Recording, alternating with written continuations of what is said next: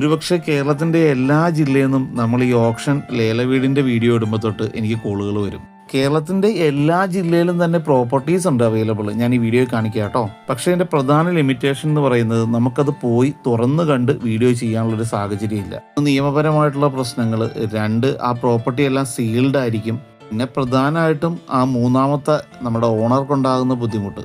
ചെയ്ത 1-2 വീഡിയോസ്, അതുപോലെ തന്നെ നമ്മൾ ഇനി ചെയ്യാൻ പോകുന്ന 1-2 വീഡിയോസ്, അതൊക്കെ ബാങ്കിൻ്റെ പെർമിഷനോട് കൂടി അവരുടെ സ്റ്റാഫുമായിട്ട് പോയി എടുക്കുന്ന വീഡിയോസാണ്.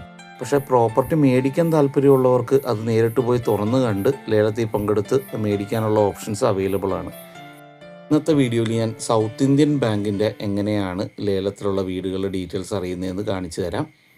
സൈറ്റിൻ്റെ ലിങ്ക് ഞാൻ ഡിസ്ക്രിപ്ഷൻ ബോക്സിൽ കൃത്യമായിട്ട് ആഡ് ചെയ്തിട്ടുണ്ട്. ആ ലിങ്കിൽ കയറി സൈറ്റ് ഓപ്പൺ ചെയ്യുക.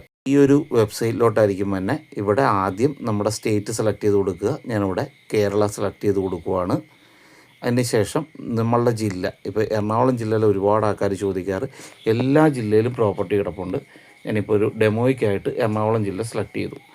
പിന്നെ വേണം ലൊക്കേഷനൊക്കെ സെലക്ട് ചെയ്യാം. ലൊക്കേഷനൊന്നും കൊടുക്കുന്നില്ല, എറണാകുളം മാത്രം ഇട്ടിട്ട് ഞാൻ സെർച്ച് കൊടുത്തു. കൃത്യമായിട്ട് ഇഷ്ടംപോലെ പ്രോപ്പർട്ടീസ് ഉണ്ട്. പ്രോപ്പർട്ടീസിൻ്റെ ലൊക്കേഷൻ, എന്തോരം സെൻറ്റ് സ്ഥലമുണ്ട്, അതിൻ്റെ ഡീറ്റെയിൽസ്, എമൗണ്ട്, അതുപോലെ ഇമേജസ്, ഗൂഗിൾ ലൊക്കേഷൻ, അതുപോലെ തന്നെ ആരെയാണോ കോൺടാക്റ്റ് പേഴ്സൺ ആ കോൺടാക്റ്റ് പേഴ്സൻ്റെ നമ്പർ, അപ്പം അദ്ദേഹത്തിനെ വിളിക്കുക.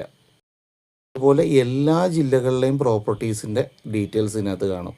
അപ്പോൾ ആ കോൺടാക്റ്റ് പേഴ്സണെ അവിടെ ക്ലിക്ക് ചെയ്ത് കഴിഞ്ഞാൽ കാണാൻ പറ്റും അദ്ദേഹത്തിൻ്റെ മൊബൈൽ നമ്പറും പേരും. അദ്ദേഹത്തിന് ഫോൺ ചെയ്ത ശേഷം, ഇപ്പോൾ ഇതിനകത്ത് ചിലതൊക്കെ വിറ്റ് പോയിട്ടുണ്ടാവാം, ചിലപ്പോൾ സൈറ്റ് അപ്ഡേറ്റ് ചെയ്തിട്ടില്ലെങ്കിൽ, അപ്പോൾ വിളിച്ച് അദ്ദേഹമായിട്ട് കോൺടാക്റ്റ് ചെയ്ത് കഴിഞ്ഞാൽ നിങ്ങൾക്ക് ഡീറ്റെയിൽസ് അറിയാൻ പറ്റും ഇപ്പോൾ നിലവിലുള്ളതിൻ്റെ.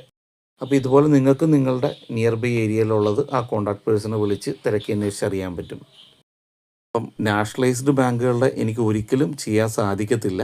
പക്ഷേ നമ്മളിപ്പോൾ ചെയ്തുകൊണ്ടിരിക്കുന്ന ഓതറൈസേഷൻ ഉള്ള ബാങ്കിൻ്റെ അത് വരുന്ന ദിവസങ്ങളിൽ ഞാൻ അവരുടെ എംപ്ലോയി ആയിട്ട് പോയി തുറന്ന് കണ്ട് വീഡിയോസ് ഞാൻ നമ്മുടെ ഇൻസ്റ്റയിലും ഫേസ്ബുക്കിലും യൂട്യൂബിലും ഒക്കെ ആയിട്ട് അപ്ഡേറ്റ് ചെയ്യാം.